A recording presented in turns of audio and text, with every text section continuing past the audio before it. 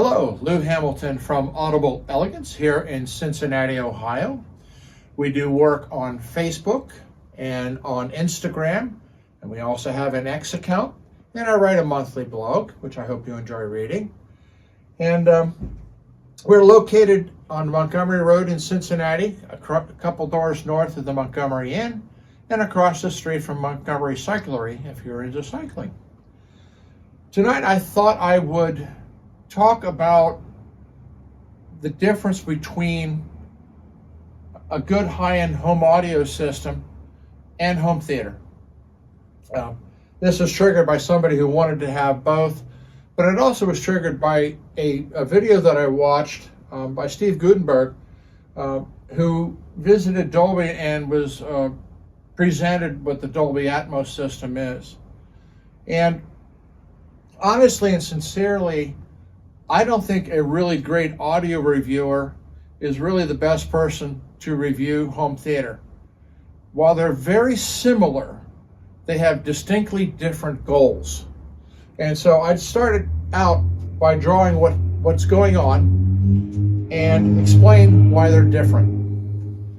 A good audio system, for music and such, is based upon two speakers. And what you hope you can develop with these two speakers is what audiophiles like to refer to as soundstage. And the soundstage is not only between the speakers, but if it can also be accomplished, goes beyond the outer edges of the speakers. The other quality that they look for is what's referred to as depth. This is an element of what they're looking for in this presentation, which is known as image. And we were a purveyor of high-end audio systems. We continue to be purveyors of high-end audio systems, and these are the goals we look for. However, this doesn't really work with home theater. So let me draw that out and explain what's going on. When we talk about home theater, the word image is applied to the screen. It can be a flat panel, it can be a projection screen, but this is what's really considered the image, if you talk to anybody that's interested in home theater.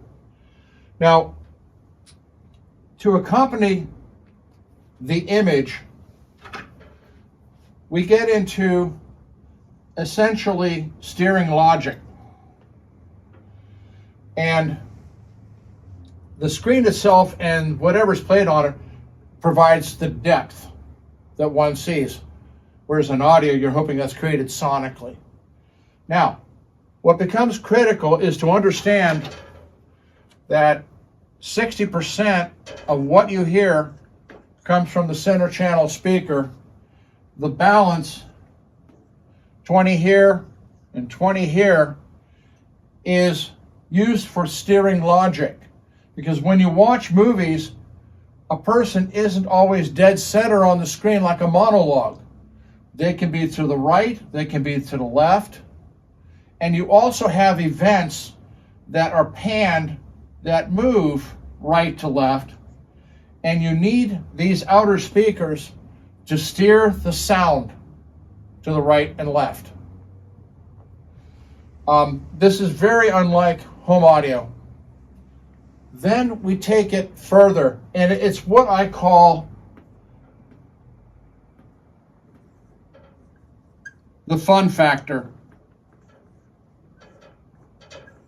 And the reason I call it the fun factor is that the goal of home theater is to bring you into the acoustical environment of that what you're listening to.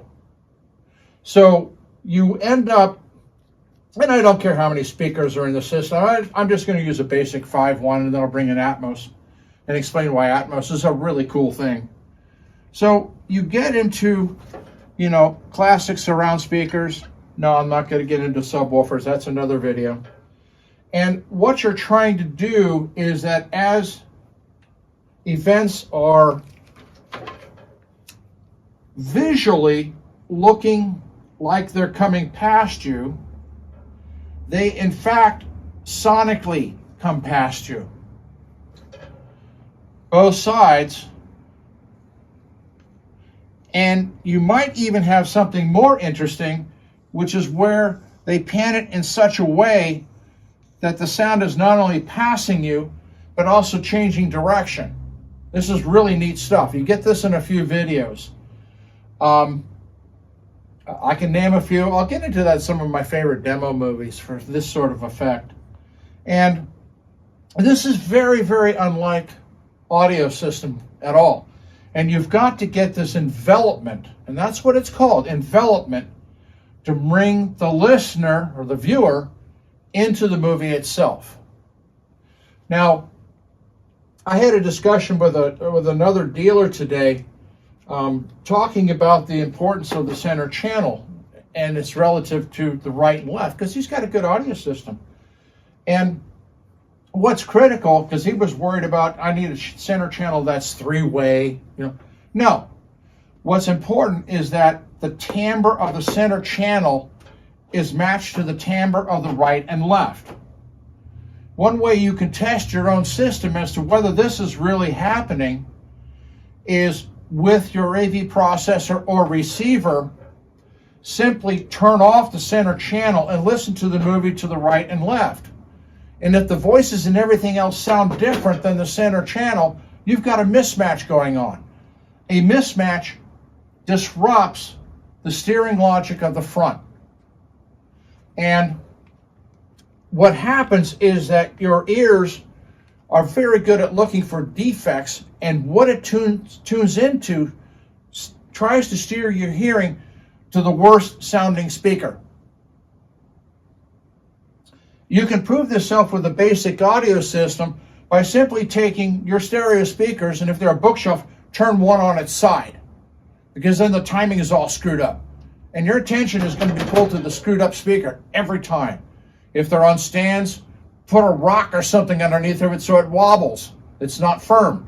Again, your hearing will direct you that way, or to use the audiophile term, the image shifts to the right or to the left.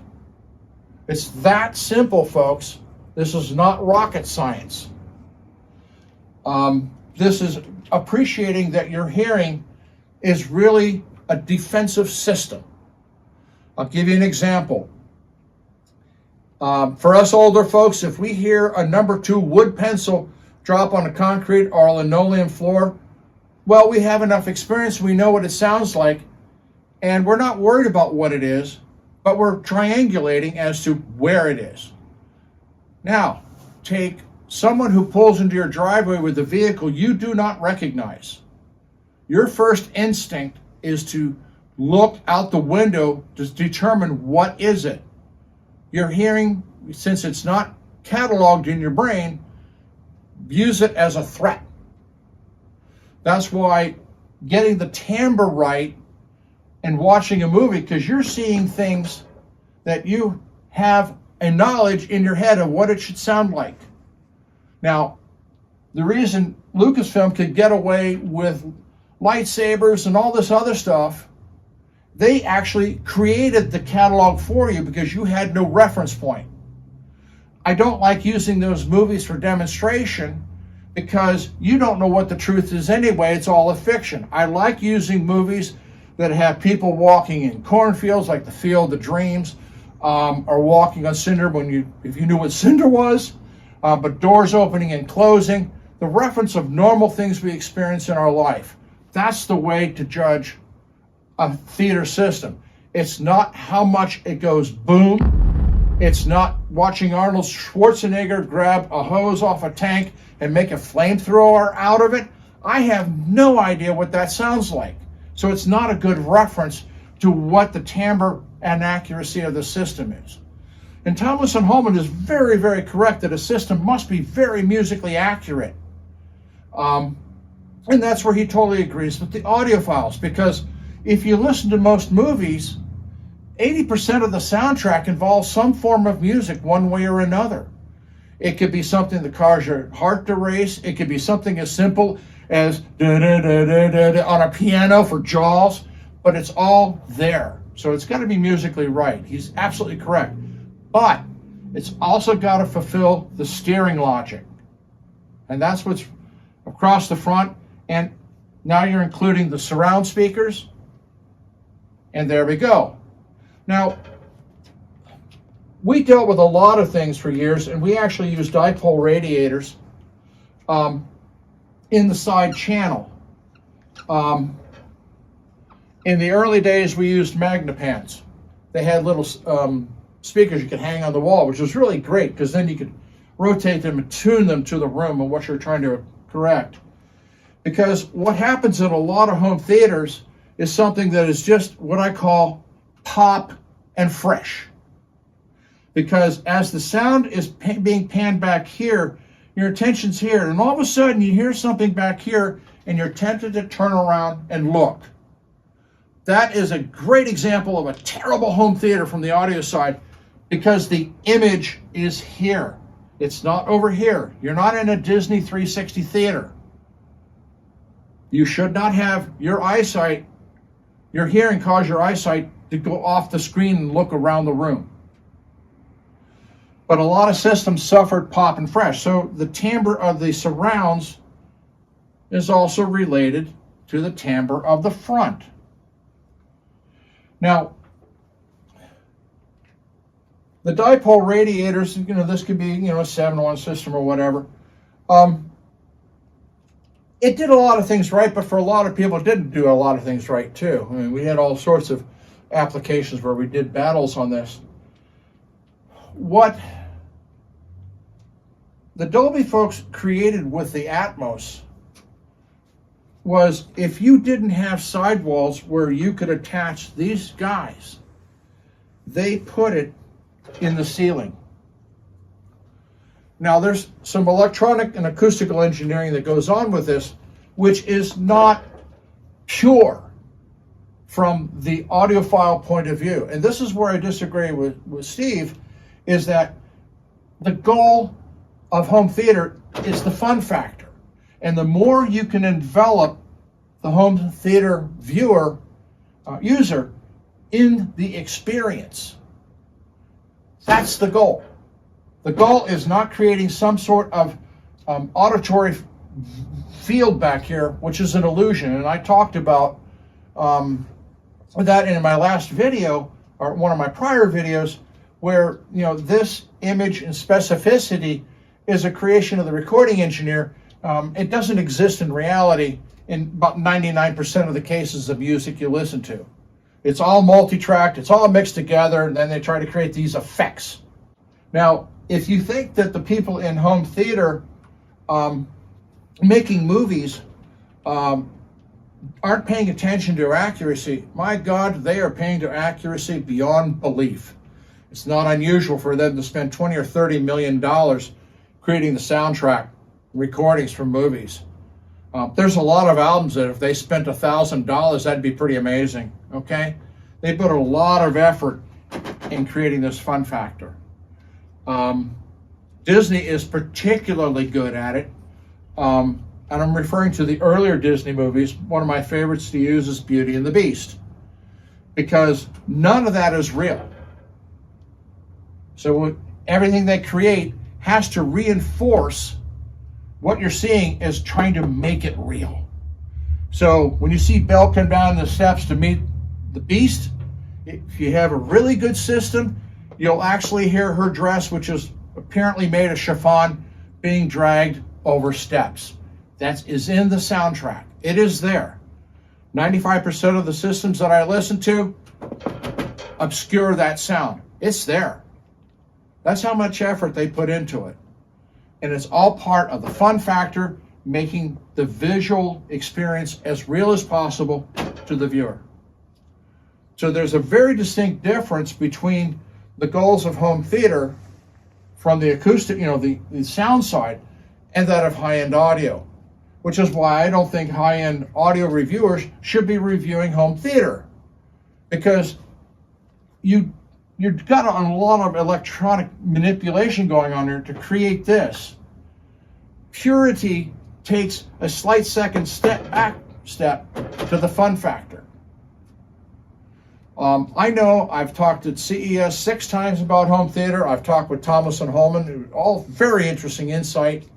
And Thomason actually had a 10-1 system because he was trying to complete this envelopment. Now, nobody adopted 10-1. This was 15 years ago, okay?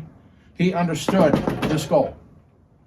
I'll do another video in the future that talks about the difference in the environments between building a good home theater, which is very different than building a good high-end audio room. They're distinctly different in 2 critical areas. And I'll get to that in the future. But please take in consideration some of the tests and examples I gave you. Turn off that center channel, and if you hear something entirely different in the timbre of the voice, you've got a problem. And you're interfering with the front steering logic. Front to rear should have the same timbre or very close. So that's the reason I disagreed with really, really nice speakers trying to accomplish high-end audio, and then you have some sort of cube or something stuck in the back. There's nothing in common between the timbre of those devices. These have to be very similar. So if I sound like I'm an advocate and very serious about this, I am, because I love this stuff and I love high-end audio, but I recognize they're different. And that's the starting point when you're trying to develop this system. Another video in the future is I'll talk about the best ways of trying to accomplish both, but there is no such thing as a perfect home theater and a perfect high-end audio system. And I'll talk about why that is in the future as well. Thank you and have a good day.